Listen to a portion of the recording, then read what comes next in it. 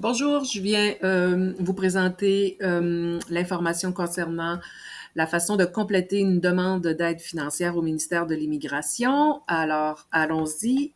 C'est comme ça. Première partie, partie identification. Il y a une partie qui a déjà été complétée ici en haut avec les dates de début, le centre Louis-Joliette. Les cases qui ont été laissées vides ici, on ne les touche pas, on ne mettra pas d'informations. Seulement, inscrire votre code de cours. Le code de cours, il est inscrit sur votre horaire. C'est le code qui commence par LAN ou FRNB suivi d'un chiffre. Alors, venez écrire ici le chiffre qui correspond à ce qui est écrit sur votre horaire. On n'écrira pas de numéro de groupe.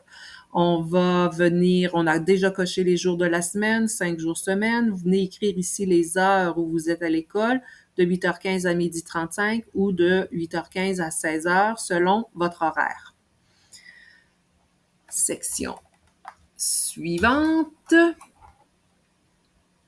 On a le statut, les documents. Alors, il faut cocher la situation qui correspond à votre statut d'immigration au Canada.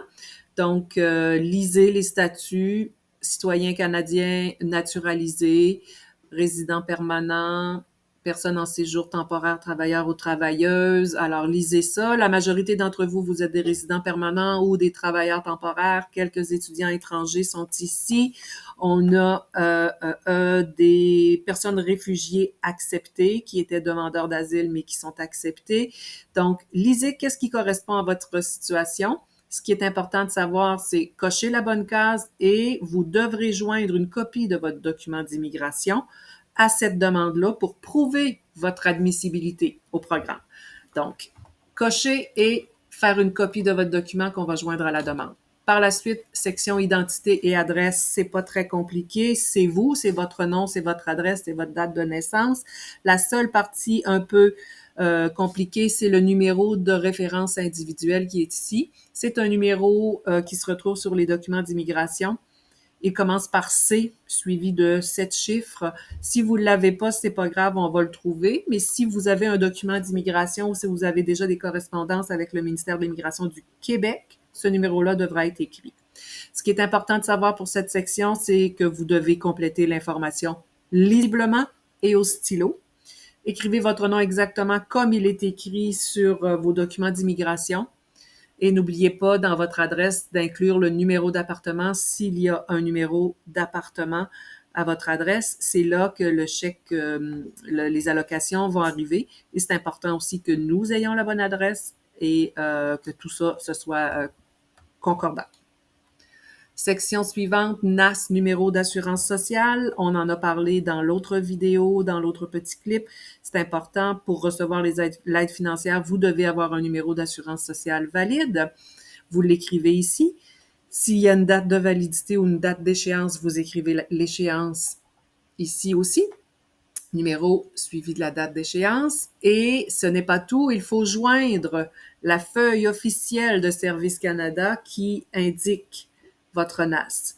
Même si vous me dites, c'est le même numéro, j'ai pas eu la feuille, mais j'ai le même numéro, le ministère de l'Immigration veut voir la preuve que votre NAS est valide, donc il faut apporter le NAS valide. Si vous n'avez pas un NAS valide, la preuve que votre NAS est valide, on ne déposera pas de demande, c'est inutile. Donc, apportez la preuve que votre NAS est valide.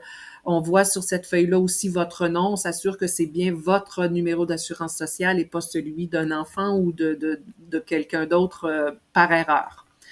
Dernier point, n'a pas rapport avec cette vidéo, cette clip-là. On oublie le troisième petit point. Alors, NAS.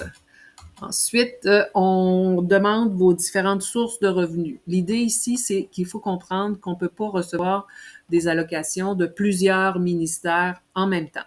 Donc, si vous demandez des allocations au ministère de l'Immigration, le ministère de l'Immigration veut savoir si vous recevez déjà des allocations d'un autre programme. Et c'est à partir de vos réponses qu'on va établir à quel montant vous avez droit. Donc, il faut simplement dire la vérité. Je reçois de l'aide sociale, oui ou non. Si c'est oui, vous allez recevoir un montant pour le transport, par exemple. Si c'est non, vous allez recevoir un montant du ministère de l'Immigration pour les études. Donc, répondez à chacune des questions de cette section-là en toute honnêteté pour éviter les erreurs et les dédoublements, parce que quand le ministère de l'Immigration paie et qu'un autre ministère paie, il y a quelqu'un qui va devoir rembourser et il y a toujours quelqu'un qui doit rembourser. On ne peut pas recevoir deux programmes en même temps. Section 4 et section 5, vous devez lire les informations et signer. Si le formulaire n'est pas signé, on ne l'enverra pas et si on l'envoie qui n'est pas signé, il ne sera pas valide, ils vont nous le retourner. Donc, n'oubliez pas de signer les deux sections.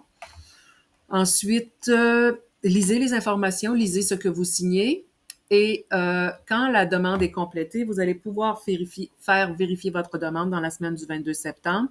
On va vous aviser d'une plage réservée pour votre groupe et vous allez pouvoir venir faire vérifier vos demandes. On s'occupe de déposer ça sur une plateforme sécurisée pour vous quand vous venez nous voir. Mais si vous ne m'apportez pas une demande, on va pas retourner vous voir en classe pour vous dire tu n'as pas déposé ta demande, tu n'as pas déposé ta demande, tu n'as pas déposé ta demande. C'est votre responsabilité de compléter, demander le formulaire, compléter, faire vérifier avec nous. Et nous, à ce moment-là, on va pouvoir le déposer avec plaisir. On est là pour vous accompagner. S'il y a des questions, n'hésitez pas. Parlez avec votre professeur. Il va nous poser les questions. On va aller vous voir. On va s'organiser pour faire tout ça. Je vous rappelle que on a 60 jours à l'intérieur de la session pour déposer la demande et que ça nous laisse encore quand même un peu de temps, mais il faudrait pas que tout le monde arrive la même journée pour faire vérifier sa demande. Donc, on reste vigilant là-dessus et on vous revient avec une date. Merci beaucoup.